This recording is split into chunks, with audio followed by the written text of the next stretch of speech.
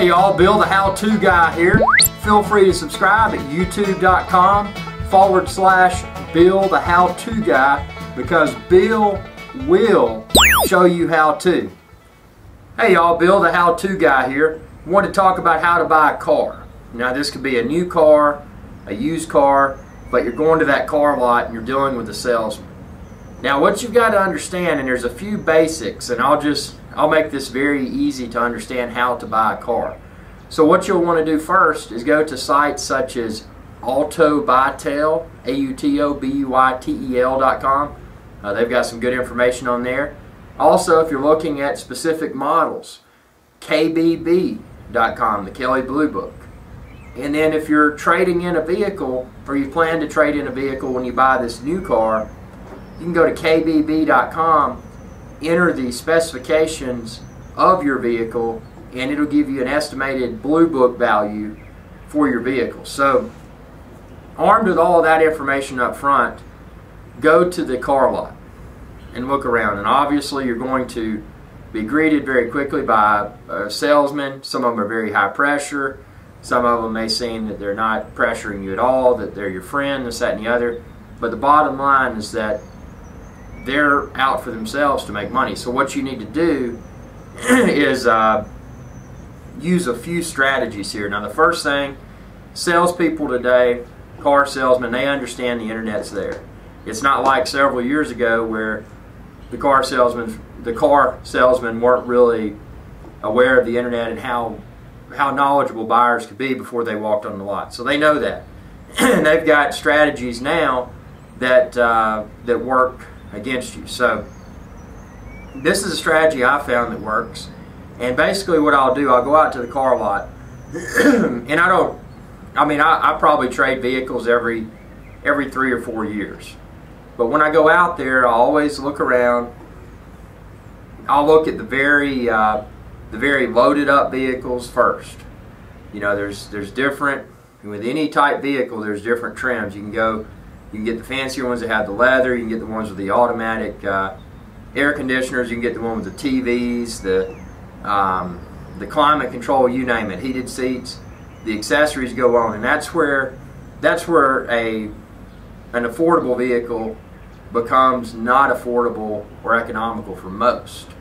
So what you want to do is start by looking at those excuse me. You want to start by looking at those very loaded up vehicles, and get the dialogue going with the salesman. Go back in the office, and they're going to do that little dance where they run to their manager and, well, we'll see what the best deal we can get you is. I'll be right back. And you'll sit there for 20 minutes, and then they'll come back, and it's not as low as you want. And then you just continue that and get down on that that loaded up vehicle to where you can kind of see how much they're willing to take off of the sticker price. And then when you're in the room in private while they're running off, look at your numbers that you plugged in before heading to the car lot, the research you did online, and see how those prices compare to what the estimates are online for that new vehicle that you're planning to purchase. And then just get a feel for what's going on, and then throw the surprise in there.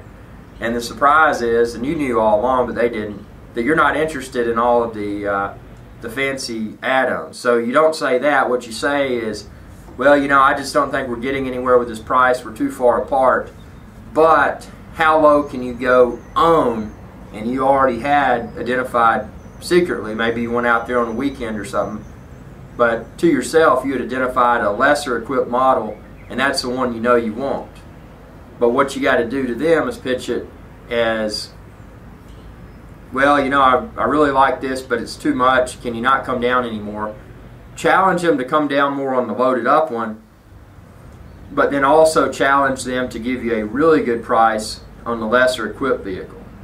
Now most of the time, at least for me, this strategy works because they're going to want to earn that business, because they know if they can't get you on the loaded up one, that you're going to the less loaded one, because the way they perceive it is that you're getting something you don't really want, because they perceive it as you really wanting the loaded to the gills vehicle, and that you're selling yourself short if you get that lesser equipped vehicle which that's a good thing, because what it does for the salesman, it encourages them to more quickly come to that bottom dollar price for that lesser equipped vehicle, because they assume that you as a buyer are not going to be 100% satisfied if you get that lesser equipped vehicle. So they know that your willingness to walk away and not even considering buying a vehicle at all is heightened when you're looking at something you don't really want, something they perceive you as not really wanting, which is a lesser equipped vehicle. So more than likely, if you use this strategy, and I know it works for me, I get the vehicle, the exact vehicle that I wanted. Sure, it's not the one with all the accessories, but that's not what I wanted. I wanted the basic vehicle, and I walked out of there with it, and I got them down to the price I wanted more quickly because I used this technique. And feel free to use this technique. I welcome your feedback and any questions you may have. I wish you good luck. And most importantly, feel free to subscribe. My channel is youtube.com/Bill the How To Guy. Y'all have a good day.